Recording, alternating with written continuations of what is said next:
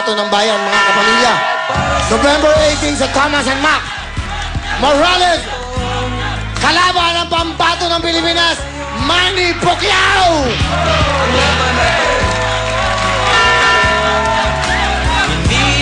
Manny, kamusta? Welcome back sa Huawei, Manny. Welcome back. Thank you very much sa pag-invite ulit sa akin. Maraming salamat sa inyong lahat.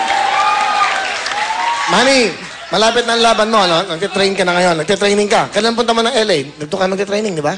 Bali, bumalik lang ako para dito sa Huawei. Siyempre, love kita eh. Galing mo. Uy, ano sa tingin mo? Mananalo ba tayo ngayon? Sa tingin mo? Siyempre, lamado. Wala ngang kadala-dala eh. Okay. Ano, kailangan ba talagang pumusta ako doon? Pumusta ko lahat ng kabuhayan ko para dyan. Lahat na. Ipusta nyo na. Pati nanay, tatay ninyo. Okay. Manny, kamusta? Ano, meron ka bang ginagawang album? Gawa ni Lito Camo? Mayroon. Sana supportahan nyo pa rin yung laban natin to. At saka, mayroon nga pala akong... mayroon nga pala akong show sa sitcom bar. Sitcom bar. Pwede ba yan? Okay ba yan? Sa Las Piñas. Kalaban Okay lang yan, yan. diba? Pamilya din yan. Pamilya din yan. Okay sa lang. September 28, Thursday po yan. 300 pesos lang ang ticket, pero kung ngayon kayo bibili, may promo. 600, buy one, take one. So, dalawa. 600. dalawa. 300 po yung ticket. May ano siya. Kung ngayon kayo bibili, may promo. Buy one, take one. 600. Kung gusto nyo mas... Nakatipid kayo. Nakatipid. Kung gusto nyo mas makamura, may 50. Sa labas lang, makibalita kayo kung ano nagano'n sa kayo. Galing. Manny Pacquiao. Kailan ulit? Panonoodin ko to. September 28. 28. Ah. Kamusta? Kamusta ba si Mrs.? Buntis, di ba? Mrs.? Di mo alam. Alam ko, malapit na nga, October eh. Pero katunayan yan, hindi naman talaga ako... Pero Manny, hindi. Kilala ka sa pagkagaling sa boxing. Pero pag once na ni-interview ka sa sa abroad, sa Las Vegas, ang galing mo sumagot, may absolutely ka eh. Gusto ko magsalita mo. In-interview ka ako na, ladies and gentlemen, Manny Pacquiao. Ladies and gentlemen, we're here in the Chamas Arena. Are you going to fight Morales? What can you say about the world? Your kababayan in the country, the Philippines. Manny? Maybe I want to thank all the supporters and absolutely my fellow countrymen, especially Madam President. Alright! Ikaw ba talaga bakit mo Manny Pacquiao? Ikaw ba talaga, sino ka ba? Ikaw ba talaga si Manny Pacquiao? Katunayan yan, hindi naman talaga ako si Pacquiao eh. Sino ka?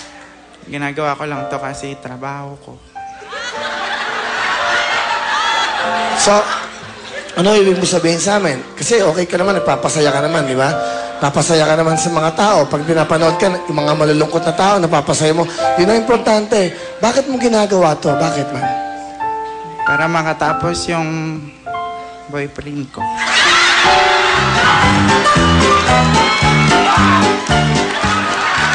So, may boyfriend ka, Manny Pacquiao? Boxingero ka, di ba? Hindi naman nga ako si Pacquiao eh. Sino ka ba talaga? Sino ka talaga? Bali, ako si Po. Po. Nagmahal kasi ako. Gusto mo sabihin, ano gusto mo sabihin sa lalaki minahal mo? Kausapin mo siya sa camera. Manny. Lumapit ka sa camera.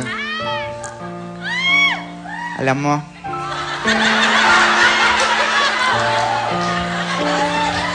namimiss na kita.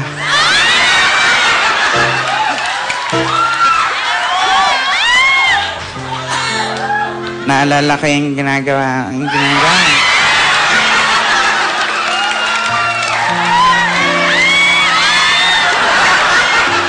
Hindi kasi pinagmamalaki ko siya kasi sobrang sweet sa akin. Ganun. Katunayan niya, sobrang sweet. Bago kami matulog, nilalagyan niya ako ng plastic bag sa ulo. Ganun. Pag hindi na ako makahinga, tatanggalin niya. Sabi niya sa akin, I love you. Siya yung lalaking nagturo sa akin kung paano magtipid sa buhay. Katunayan, pagkakain kami, ang ulam niya, pork chop. Ganun. Sa akin, ketchup. Eh.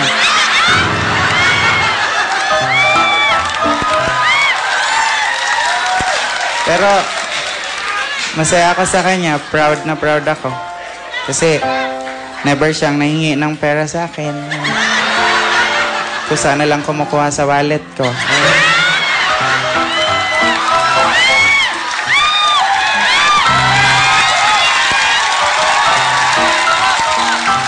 Pero, ayun, nagkaiwalay na kami kasi itong mga kasama ko, sinisiraan, malikot daw ang kamay.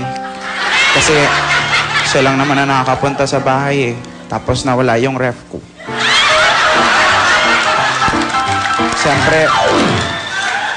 Siyempre, hindi ko naman siya pinagbintangan na magnanakaw. Kasi mahal na mahal ko siya. Inisip ko na misplace ko lang.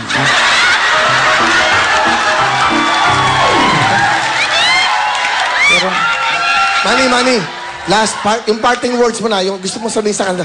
Ito na gusto mong sabihin sa kanila. kung nasaan ka man, diyan ka na lang.